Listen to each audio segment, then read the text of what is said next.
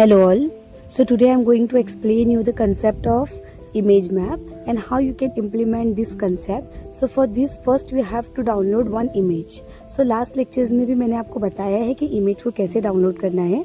Google Chrome में जाके image को आपको सर्च करना है और जो भी आपको इमेज अच्छी लग रही है उसे आप राइट क्लिक करके सेव इमेज एज पे जाइए. आपके सामने एक विंडो ओपन हो जाएगा जो आपको पूछेगा कि आपको इमेज को कहाँ सेव करना है. तो आपको उसी फोल्डर में सेव करना है जहाँ पे आप अपनी HTML की फाइल को सेव करने वाले हो. तो आप अपने डेस्कटॉप पे आपने एक फोल्डर बनाया हुआ था, वहाँ पर आपको जाना है और उस इमेज को सेव कर लेना है. देन आपको पेंट एप्लीकेशन ओपन करना है. इमेज मैप के कॉन्सेप्ट के लिए आपको पेंट एप्लीकेशन ओपन करके फाइल में जाके ओपन करना है आपका वो वाला इमेज जो आपने अभी जस्ट डाउनलोड किया था. तो मैंने ये वाला इमेज डाउनलोड किया था तो इसीलिए मेरा ये वाला इमेज ओपन हो गया. जैसे ही आपका ये इमेज ओपन हो जाएगा आप यहाँ पर 3 शेप्स बना लीजिए. एक रेक्टेंगल बना लीजिए, एक सर्कल बना लीजिए और एक पॉलीगॉन बना लीजिए 5 साइड्स का. ओके. और फिर आपको क्या करना है, इस इमेज के जो कोऑर्डिनेट्स है उसको आपको नोट डाउन करना है. वो कोऑर्डिनेट्स हम क्यों नोट डाउन कर रहे हैं ये सबका कुछ रीज़न है जिसके लिए मैं आपको बाद में स्टेप बाय स्टेप हम सब कुछ देखेंगे कि हमने क्यों शेप बनाया. तो आपको रेक्टेंगल के लिए टॉप लेफ्ट के 2, बॉटम राइट के 2 कोऑर्डिनेट्स को नोट डाउन करना है.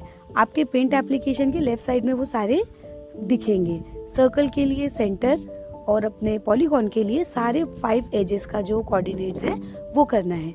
तो सबसे पहले आपने वो सब नोट डाउन करके एक बुक में रख लेना है. फाइल को सेव कर लेना है पेंट में जो आपने इमेज ओपन किया था.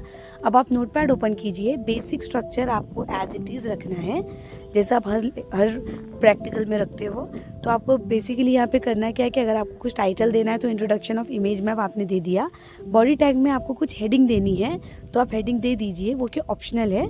तो मैंने यहाँ पे H1 मतलब हेडिंग को मुझे सेंटर में दिखाना है इसीलिए मैंने लिखा है alignment is equal to centre. और हेडिंग क्या दिखाना है, client side image map. Then close the heading tag. ये सब कुछ करने के बाद आपको यहाँ पर कोडिंग लिखनी पड़ेगी कि मुझे मेरे आउटपुट में कौन सा वाला इमेज डिस्प्ले करवाना है. तो याद रखिए कि आपको वही इमेज डिस्प्ले करना है जिसके ऊपर आपने 3 शेप्स बनाए थे, सर्कल्स, रेक्टेंगल और पॉलीगॉन.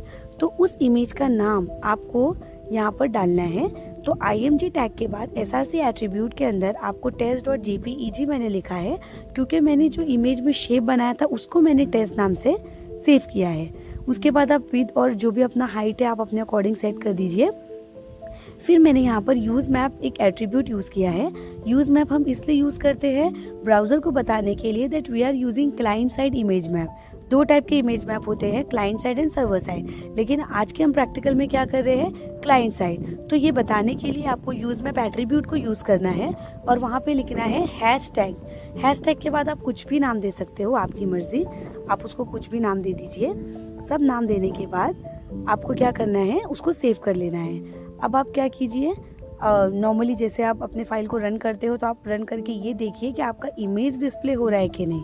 तो मैंने गूगल क्रोम में ओपन करके देखा तो यस, ये कौन सा इमेज डिस्प्ले हुआ, वही वाला जिसके ऊपर मैंने 3 शेप्स बनाई थी. तो इमेज तो सक्सेसफुली डिस्प्ले हो गया. अब आपको क्या करना है, इन शेप के कोऑर्डिनेट्स डालने हैं ताकि वो एरिया आपका क्लिकेबल बन जाए. ओके. तो आपने यहाँ पर क्या लिखा, मैप. मैंने स्पेलिंग मिस्टेक कर दी है, MAP आता है, मैंने O डाला है, तो वो बाद में हम रिमूव कर देंगे जब हमारा आउटपुट नहीं आएगा. तो उसके बाद आपको लिखना है name is equal to image map. अभी मैंने यहाँ पे name is equal to image map क्यों लिखा है, क्योंकि यूज मैप में हमने इमेज मैप लिखा है, इसीलिए आपको मैप टैग में जो नेम एट्रीब्यूट है वहाँ पर भी आपको इमेज मैप लिखना होगा. अगर आपने कुछ डिफरेंट नेम दिया है हैश टैग के बाद तो वही नाम आपको मैप टैग के बाद नेम एट्रीब्यूट में लिखना है. उसके बाद हमने एक एरिया टैग यूज़ किया है. क्यों एरिया टैग, क्योंकि मैंने अपने इमेज में 3 एरियाज बनाए हुए थे. एक रेक्टेंगल, तो इसीलिए मैंने पहले एरिया टैग में शेप लिया है रेक्टेंगल. उसके कोऑर्डिनेट्स क्या डालने हैं वो आपको वहाँ से नोट डाउन करके यहाँ पे डालना है. बट जब मैं इस रेक्टेंगल को क्लिक करूंगी तो वो क्या ओपन होना चाहिए, उसका एड्रेस, उसका URL हम href एट्रीब्यूट में डालेंगे. तो मैंने href में लिखा है youtube.com. मतलब जब कभी भी मैं रेक्टेंगल को क्लिक करूंगी तो वो मुझे कहाँ पे विजिट करवाएगा, यूट्यूब में. मतलब ये वाला एरिया आपका क्लिकेबल हो गया. और आप रेक्टेंगल के बाहर आओगे तो वो क्लिकेबल नहीं होगा. ओके.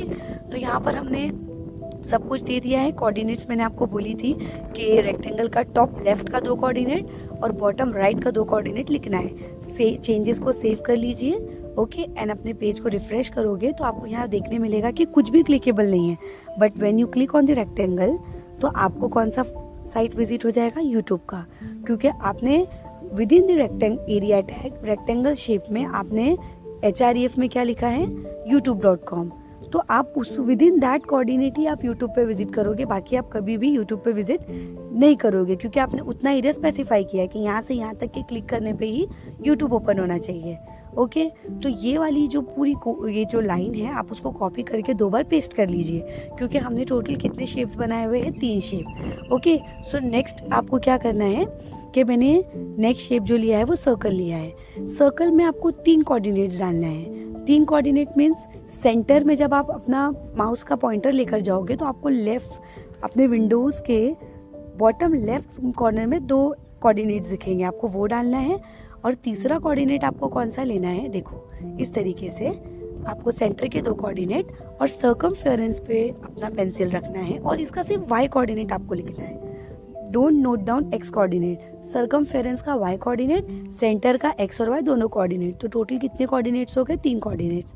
अब मैं बोल रही हूँ कि जब मैं यहाँ पर क्लिक करूँगी ना तो मैं tour.html पे विजिट मेरा पेज होना चाहिए, क्योंकि आपको याद है लास्ट लेक्चर में हमने टूरिस्ट का प्रैक्टिकल किया था, तो उसको मैंने tour.html से सेव किया था।